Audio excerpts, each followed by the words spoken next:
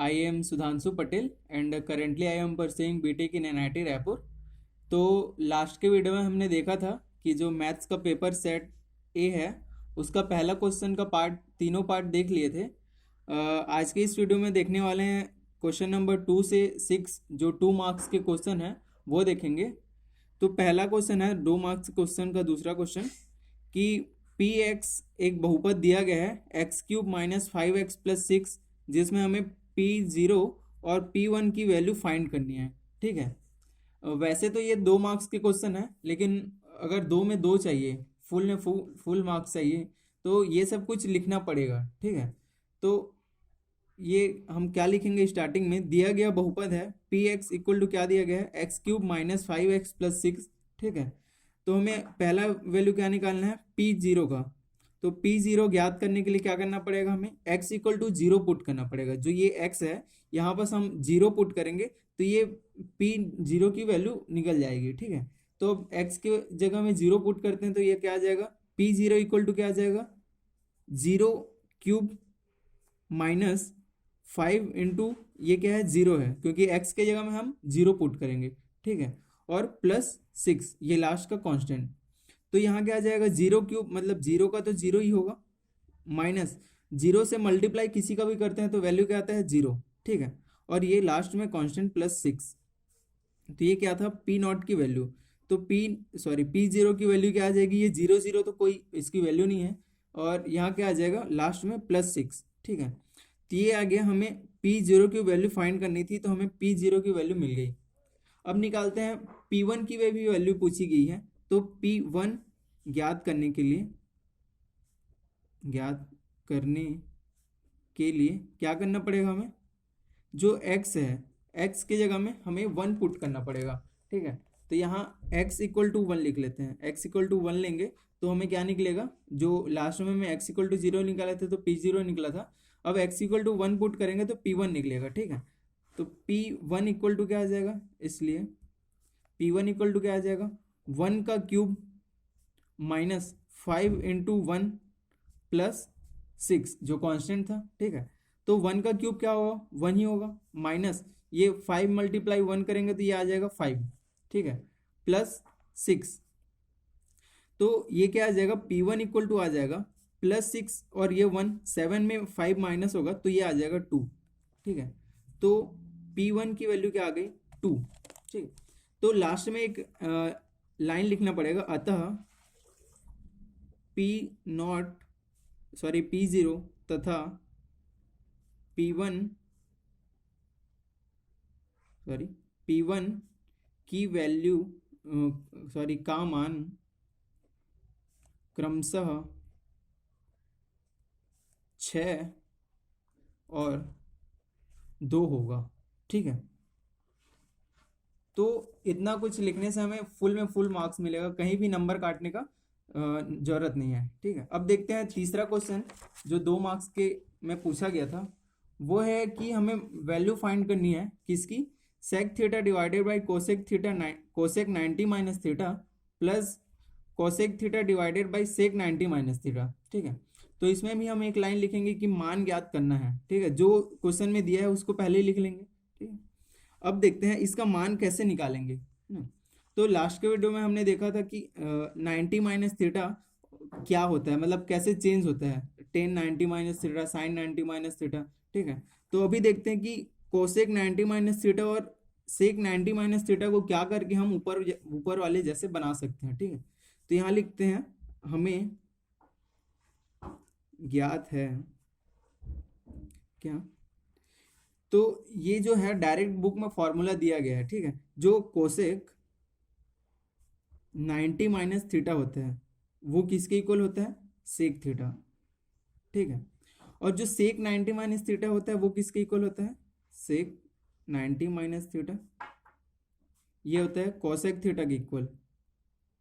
ठीक, तो अब ये दोनों वैल्यू हम यहाँ पुट करेंगे। ठीक है, तो पुट करते हैं वैल्यू, तो क्या हो जाएगा यहाँ पर sec theta divided by cosec 90 minus theta जो हमें पता है ये हो जाएगा सेक थीटा।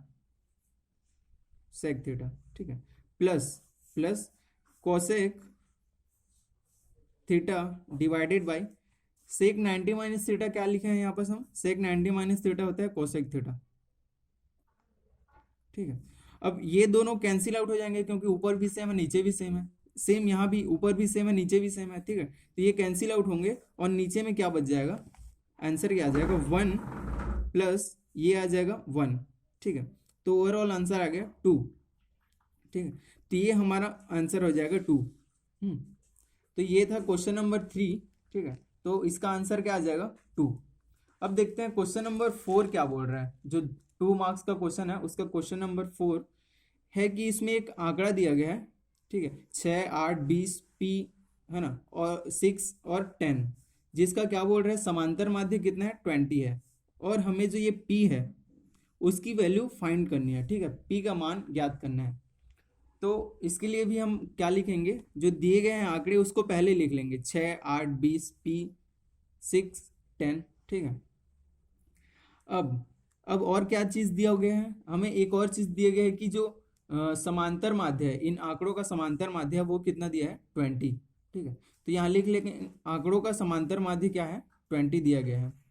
अब देखते हैं कि हमें जो है समांतर माध्य वो पता है क्या होता है। समांतर माध्य क्या होता है, जितने भी हमें आंकड़े दिए हुए हैं उनका योग और डिवाइडेड बाई कितने नंबर ऑफ आंकड़े हैं, ठीक है। जैसे यहाँ पर 1, 2, 3, 4, 5, 6 आंकड़े हैं, ठीक है। तो यहाँ पर क्या हो जाएगा, कुल आंकड़ों की संख्या क्या हो जाएगी 6, मतलब प्रेक्षणों की संख्या मतलब 6 हो जाएगी, ठीक है। तो यहाँ लिखते हैं क्या हो जाएगी, प्रेक्षणों का योग मतलब ये जो दिया गया पूरा उसका योग क्या हो जाएगा 6 धन 8 धन 20 धन पी, पी की तो वैल्यू फाइंड करनी है तो हमें पता नहीं है, तो पी लिखेंगे, P plus 6 plus 10 divided by प्रेक्षणों की संख्या कितना दिया गया है 1, 2, 3, 4, 5, 6, ठीक है। तो ये आ जाएगा 6। और एक चीज दिया गया है, जो आंकड़ों का समांतर माध्य है वो कितना दिया गया है 20, ठीक है। तो ये समांतर माध्य कितना आ जाएगा 20। अब देखते हैं इसको सॉल्व करते हैं। तो ये 6 यहाँ आएगा तो मल्टीप्लीकेशन में आ जाएगा, तो ये क्या हो जाएगा 20 मल्टीप्लाई बाई 6 इक्वल टू, अब इसको ऐड करते हैं तो ऐड करने से कितना आ जाएगा 6, 6, 12 और 8, 20, 40, 50, ठीक है। तो ये 50 धन पी ये आ गया, ठीक है। अब इसको मल्टीप्लाई करते हैं तो ये आ जाएगा 120 इक्वल टू 50 प्लस पी, ठीक है। तो ये 50 को इधर ले जाते हैं तो पी इक्वल टू क्या आ जाएगा, ये आ जाएगा 50 माइनस होगा 120 में, 120 माइनस 50, 120 माइनस 50, तो P इक्वल टू आ जाएगा, P इक्वल टू आ जाएगा, ये आ जाएगा 20, ये आ जाएगा 70। तो जो P की वैल्यू है वो क्या आ जा रही है 70, ठीक है। तो यहाँ पर एक लाइन लिखना पड़ेगा, अतः P का मान 70 होगा, ठीक है। ये 2 मार्क्स के क्वेश्चन थे।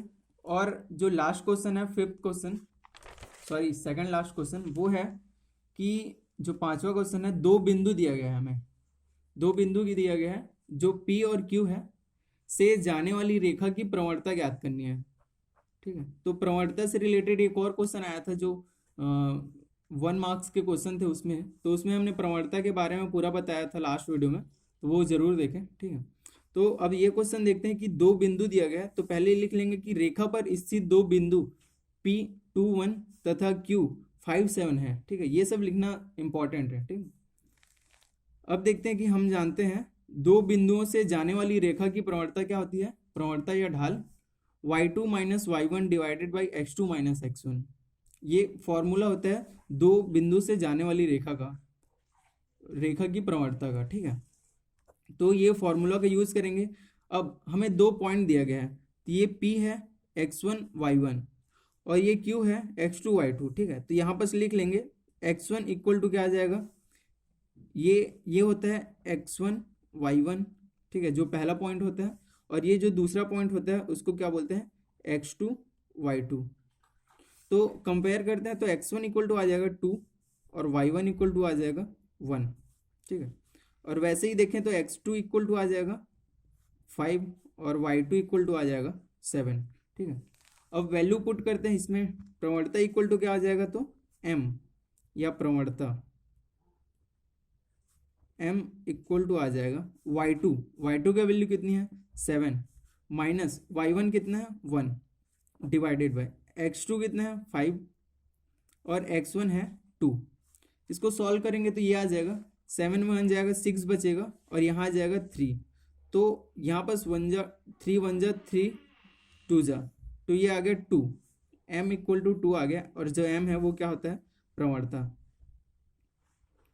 ठीक है, तो यहाँ पर एक लाइन लिखना पड़ेगा, अतः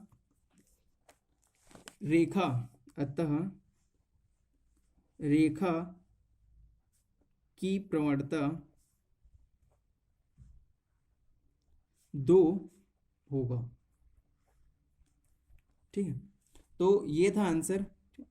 अब देखते हैं क्वेश्चन नंबर 6 क्या बोल रहा है। क्वेश्चन नंबर 6 में बोल रहा है कि क्वेश्चन नंबर 6 में बोल रहा है कि यदि किसी समांतर श्रेणी का प्रथम पद 9 तथा सर्वांतर -2, सर्वांतर मतलब जो d, तो 8वां पद का मान ज्ञात कीजिए। ठीक है, ये 8वां पद का मान ज्ञात करना है। तो इसमें पहले जो दिया है वो लिख लेते हैं।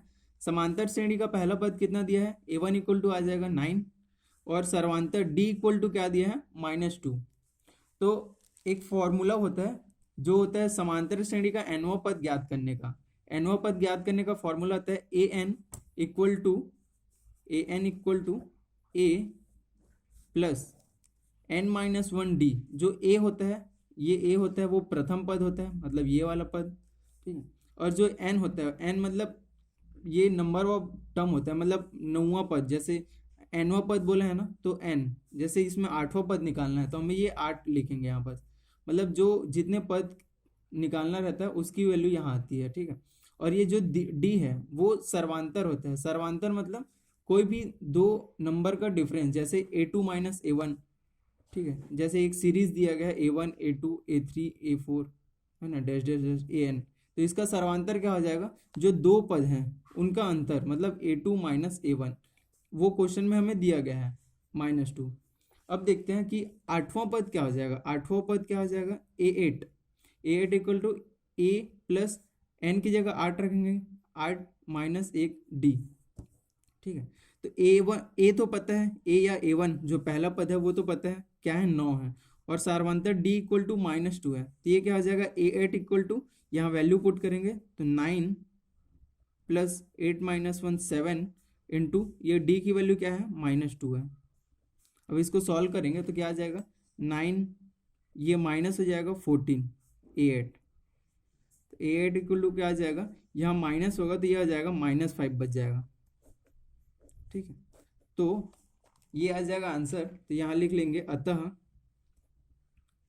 8वां पद का मान -5 होगा। ठीक है, तो ये था जो 2 मार्क्स के क्वेश्चन पूछे गए थे बोर्ड में।